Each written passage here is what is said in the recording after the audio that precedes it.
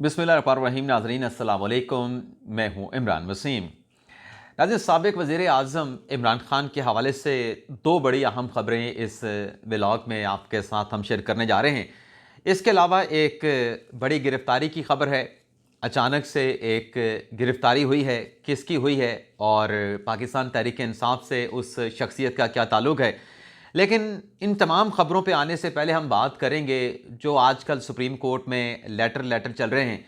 आज जस्टिस मज़ारी नकवी साहब, जिनके खिलाफ सुप्रीम जुडिशल काउंसिल का इजलास भी 14 दिसंबर को बुला लिया गया है। 14 को सुप्रीम जुडिशल काउंसिल का इजलास होगा और 15 दिसंबर को उनकी जो जुडिशल काउंसिल की कार्रवाई के खिलाफ आइनी दरखास्तें हैं उस पर 3 रुकनी बेंच बना है। 15 दिसंबर को उन दरखास्तों पर समाअत होना है। लेकिन उस 15 दिसंबर की समाअत से पहले आज नकवी साहब ने एक लेटर लिखा है। इससे पहले नकवी साहब जो लेटर लिखते रहे वो प्रैक्टिस एंड प्रोसीजर कमेटी को की तरफ मुखातब करके लिखते थे।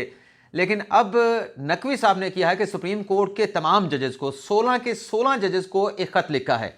इस ख़त के मुख्तसर से जो मंदरजात हैं वो आपके साथ हम शेयर कर लेते हैं और इस ख़त के ऊपर जो कानूनी माहिरीन डिस्कस कर रहे हैं या फिर हमारे साफ़ी हलकों में जो बात हो रही है वो भी आपके साथ हम शेयर करेंगे।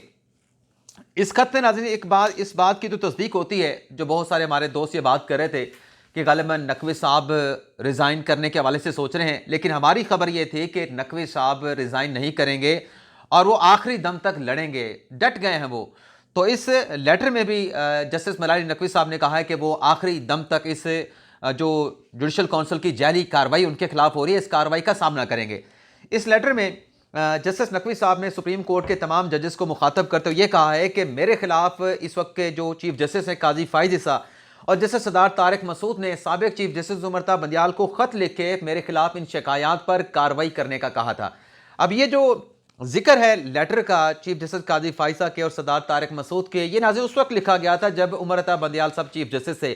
तो ये शिकवा सुप्रीम कोर्ट के जज साहबान से करना, जो हमारी सहाफ़ती हल्कों में बात हो रही है, ये शिकवा नकवी साहब को बंदियाल साहब से भी करना चाहिए कि इतना अरसा उन्होंने रेफरेंस अपने पास पेंडिंग क्यों रखा। अगर जैसे ये फरवरी में रेफरेंस शिकायत आना शुरू हुई थी वो फौरी तौर पे टेकअप करके अगर इसको खुद ही इसका कॉग्निजेंस लेके इस मामले को मनते के अंजाम तक पहुंचा जाते तो आज मामला इस नहज तक ना पहुंचते। इस खत में नाज़रीन नकवी साहब ने एक और बड़ी अहम बात की है कि मैं सुप्रीम कोर्ट और पाकिस्तान के अवाम के अलावा जो है किसी के अलावा मैं अपने फ़राइज़ की अंजामदही नहीं कर रहा। अब सुप्रीम कोर्ट का जज, ज़ाहिर सी बात है कि पाकिस्तान के अवाम की बात कर रहा है। जज ने तो अपने हलफ की पासदारी करनी होती है, अपने कॉन्स्टिट्यूशन का प्रोटेक्ट करना होता है, लेकिन जज कभी अवाम के नुमाइंदा नहीं होते। लेकिन यहाँ पे नकवी साहब ने यह भी लिखा है और नकवी साहब ने आगे एक बड़ी अहम बात की कि सियासी अशराफिया के हाथों मैंने खेलने से इनकार किया जिसकी वजह से मुझे इन नताइज को भुगतना पड़ रहा है, फेस करना पड़ रहा है। और जब ये हम अपने साथियों में बात करें तो एक दोस्त ने कहा कि ये कौन से सियासी अशराफिया की नकवी साहब बात कर रहे हैं। उनकी एक ऑडियो आई थी परवेज़ इलाही के साथ, वो क्या सियासी अशराफिया नहीं थे, लेकिन बहरहाल वो एक गैर मुसद्दका ऑडियो थी, आज तक उसकी तस्दीक नहीं हो सकी। और फिर नकवी साहब ने अपने लेटर में ये भी कहा है कि कौंसल की जाली कार्रवाई को आखिरी दम तक उसका मुकाबला करूंगा। मेरी ज़ात का ये मामला नहीं बल्कि सुप्रीम कोर्ट के वकार का मामला है। जस्टिस इजाजुल एहसन का जो लेटर है प्रैक्टिस एंड प्रोसीजर कमेटी के हवाले से, उसका भी नकवी साहब ने हवाला दिया है कि उस लेटर से ये ट्रांसपायर होता है, ये चीज़ सामने आती है कि जो बेंच बन रहे हैं वो प्रैक्टिस एंड प्रोसीजर एक्ट की खिलाफ वर्जी करके बनाए जा रहे हैं।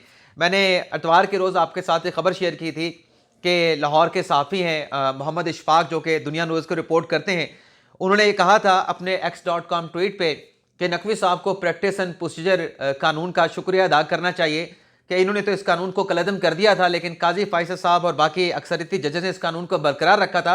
अगर पहला कानून बरकरार होता तो का जो दरखास्त है, आइनी दरखास्तें हैं नकवी साहब की, ये गालिबन मरहून मिन्नत होती काजी फाइजा साहब के, इनको समाअत के लिए लगाते या ना लगाते। लेकिन अब चूंकि प्रैक्टिस एंड प्रोसीजर कानून मौजूद है तो उसकी मौजूदगी में अर्ली हेयरिंग की रोशनी में उनकी ये दरखास्तें समाअत के लिए फिक्स हो गई हैं। आगे चल के नकवी साहब ने कहा कि ये जो बेंच बना है 3 रुकनी, इसमें सीनियरिटी के असूल को फॉलो नहीं किया गया। ये बेंच जो है वो क्यों तश्कील दिया गया है, आप तमाम जज साहबान, सुप्रीम कोर्ट के तमाम जज साहबान इस पर फैसला करें। और बेहतर वैसे ये था कि लेटर तो लिखा है, अगर 15 दिसंबर को जो समाअत होने जा रही है, अगर 15 दिसंबर में बेंच में ठहर के अगर नकवी साहब ये दरख्वास्त करते कि बड़ा बेंच बनाए तो गालिबन वो कंसिडर वहाँ पर किया जा सकता है, अब भी कंसिडर हो सकता है। अब इमरान खान साहब वाली खबर पर आने से पहले फवाद चौधरी साहब से मुतल्लिक दो बड़ी अहम खबरें हैं। एक तो उनके खिलाफ जो सेक्शन 144 की खिलाफ वर्जी का केस है, उसमें आज फवाद चौधरी साहब की जो जमानत है उसे 4 जनवरी तक एक्सटेंड कर दिया गया है। जूनियर वकील ने इस्तना की दरख्वास्त भी की, इस्तना की दरख्वास्त भी अदालत ने एक्सेप्ट कर ली। लेकिन इलेक्शन कमीशन में जो फवाद चौधरी साहब का तौहीन इलेक्शन कमीशन का केस है, उसमें आज फैसल चौधरी साहब पेश हुए और उन्होंने कहा कि इस केस में फवाद चौधरी साहब ने तहरीरी माफ़ी मांगी है, लेकिन इलेक्शन कमीशन ने वो तहरीरी माफ़ी रिजेक्ट कर दी है। तो अगर आप हमसे शोकास नोटिस का जवाब मांग रहे हैं तो हमारी जो माफ़ी है वो किस बुनियाद पे आपने मुस्तरद की है, वो हमें हुक्मनामा दें तो हम आपको जवाब दे देंगे। तो चीफ इलेक्शन कमीशन ने कहा कि आप शोकास नोटिस पे जवाब दें। और ये जो केस है फवाद चौधरी साहब का, क्योंकि इलेक्शन कमीशन को बताया गया कि फवाद चौधरी साहब अडयाला जेल में है, तो इलेक्शन कमीशन ने फैसला किया है कि इस केस की जो समाअत है वो भी अडयाला जेल में इमरान खान और असद उमर के जो है वो मुकदमे के साथ की जाएगी, यानी क्लब कर दिया गया। और कल अडयाला जेल में इस केस की इमरान खान, फवाद चौधरी और असद उमर की इकट्ठे समाअत की जाएगी। अब आ जाते हैं जो इलेक्शन कमीशन में PTI इंट्रा पार्टी इंतखाबात का मामला हुआ है। इसमें नाज़रीन इलेक्शन कमीशन ने कहा है कि हमने आखिरी चांस जो है वो पाकिस्तान तहरीक इंसाफ को दिया है। 5 मेंबर बेंच है इलेक्शन कमीशन ऑफ पाकिस्तान का, जिसने समाअत की PTI की तरफ से बैरिस्टर गौहर अली खान जो कि नए चेयरमैन हैं PTI के, न्याजुल्लाह न्याजी जो कि चीफ इलेक्शन कमिश्नर थे वो पेश हुए, और बैरिस्टर अली जफर बतौर कौंसल आज पेश हुए। और उनके जानिब से कहा गया, बैरिस्टर अली जफर ने कहा कि इलेक्शन कमीशन ये बताए कि इंट्रा पार्टी इलेक्शन के खिलाफ हमारी ये जो दरखास्तें हैं इसको इलेक्शन कमीशन कैसे प्रोसीड करेगा। इस पे नाज़रीन चीफ इलेक्शन कमिश्नर ने कहा कि पहले हम दरख्वास्त गुजारों को सुनेंगे, उसके बाद फिर आपको सुना जाएगा। खुरम नवाज जो कि इंटर पार्टी इलेक्शन के खिलाफ दरख्वास्त गुजार हैं, उन्होंने कहा कि PTI ने जो अपना जमात का इलेक्शन करवाया है ये जाली इलेक्शन है और मुझे इस मामले पे इलेक्शन कमीशन को असिस्ट करने के लिए मौका दी जाए, मोहलत दी जाए। इलेक्शन कमीशन ने खुरम नवाज शिकायत कुनुंदा की सजा को रद्द किया और उनसे कहा कि हम ज़्यादा देर इस केस को जो है मुलतवी नहीं कर सकते। बैरिस्टर अली जफर साहब ने कहा कि आप जो भी है, लेकिन सबसे पहले आपको फैसला ये करना पड़ेगा कि ये जो PTI के इंटर पार्टी के इलेक्शन के खिलाफ दरखास्तें आई हैं, आया कि काबिल समाअत भी हैं या नाकाबिल समाअत हैं। अकबर असबापर ने जिक्र किया कि मेरे जो मेंबरशिप है PTI की, उस पर पेशावर हाई कोर्ट में PTI ने एतराज़ उठाया है, जिस पे चीफ इलेक्शन कमीशन ने कहा कि अगर पेशावर हाई कोर्ट में आपकी मेंबरशिप पे एतराज़ उठाया गया है तो आप अपना जवाब जाके पेशावर हाई कोर्ट में दें, यहाँ पे कोई जवाब या जवाब ना दें। बैरिस्टर अली जफर ने कहा कि हमें एतराज़ भी था, लेकिन उसके बावजूद भी इलेक्शन कमीशन के हुक्म पर हमने इंट्रा पार्टी इलेक्शन करा दिए और PTI को किसी तरीके से भी इलेक्शन के प्रोसेस से जो बाहर नहीं रखा जा सकता। और जो कानून का तकाजा है, बैरिस्टर अली जफर ने इस्तदा की कि उसके मुताबिक आपने इंट्रा पार्टी इलेक्शन को 7 दिन में नोटिफाई करना है, आपने तहरीक इंसाफ को सर्टिफिकेट जारी करना है। तो 7 दिन आज पूरे हो चुके हैं और सर्टिफिकेट जारी ना करके इलेक्शन कमीशन का अपना जो तशख़्ख़ुस है उस पर फ़र्क आ रहा है, उस पर हर्ज आ रहा है, तो आप ये जारी करें सर्टिफिकेट। इस पर चीफ इलेक्शन कमीशन ने बरमी का इजहार किया, नाराज़गी का इजहार किया कि 5 साल तक पाकिस्तान तहरीक इंसाफ ने अपने इंट्रा पार्टी इलेक्शन नहीं कराए और अब आप अपनी गलतियां जो हैं, गलतियों का जो बोझ है, जो मलबा है, वो इलेक्शन कमीशन पे तो ना डालें। हमने तो आपको मौका दिया कि आप अपने इंट्रा पार्टी इलेक्शन कराएं। और फिर इलेक्शन कमीशन ने, चीफ इलेक्शन कमीशन और मेंबर KPK ने कहा कि ऐसा नहीं हो सकता कि आप पेशावर हाई कोर्ट के फैसले का हवाला दें कि हम प्रोसीड नहीं कर सकते। यानी इलेक्शन कमीशन आपके हक में फैसला तो दे सकता है, आपके खिलाफ फैसला नहीं दे सकता।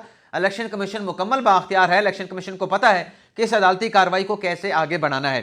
तो इसके बाद इलेक्शन कमीशन ने फ्रीकैन को आखिरी मौका देते हुए 14 दिसंबर का कि अपने जवाब दाखिल करें और 14 दिसंबर को इस केस की हम समाअत करके, इम्कान है कि 14 दिसंबर को या उससे एक आध तारीख आगे ले जाके इस केस का इलेक्शन कमीशन फैसला कर देगा।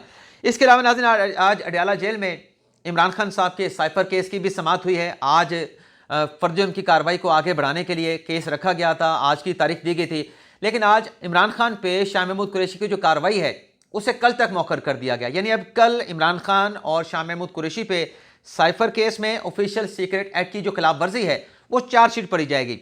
आज दरअसल जो जज साहब हैं अबुल हसन जुल्करनैन साहब, उन्होंने 6 मुख्तलिफ दरखास्तें थी पाकिस्तान तहरीक इंसाफ की, जिसमें एक जो चलान की नकूल तकसीम की गई हैं उसको चैलेंज किया गया और जो मुख्तलिफ नोटिफिकेशन अडयाला जेल के हवाले से जारी हुए हैं उनको चैलेंज किया गया था और मीडिया की रसाई के हवाले से भी एक दरख्वास्त दायर की गई थी।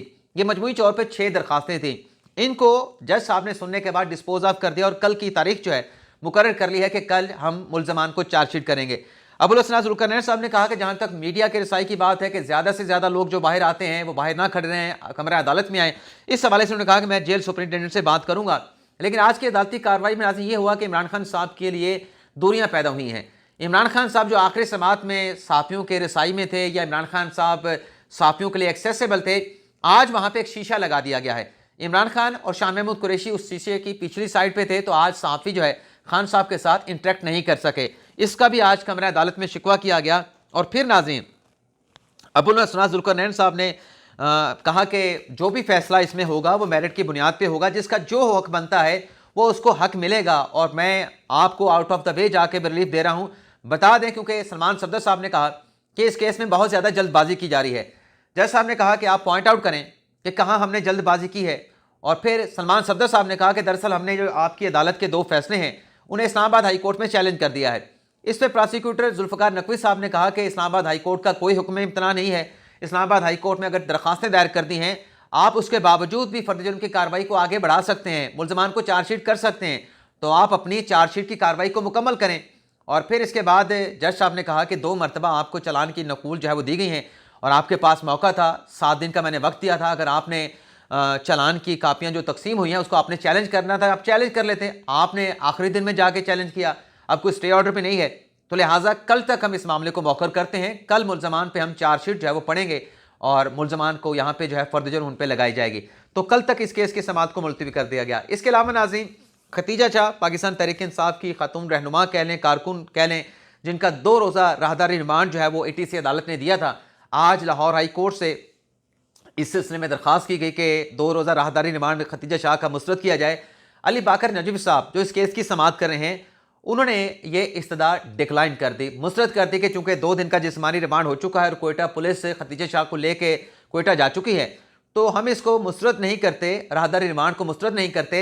लेकिन जो मुतलका फ़रीक़ैन है कि जब अदालत ने तलब किया था तो खतीजा शाह को यहाँ पे क्यों पेश नहीं किया गया, उस पर मुतलका फ़रीक़ैन से 14 दिसंबर तक जो है वो अदालत ने, जिससे बाकर नजवी साहब ने जो है वो जवाब तलब कर लिया है।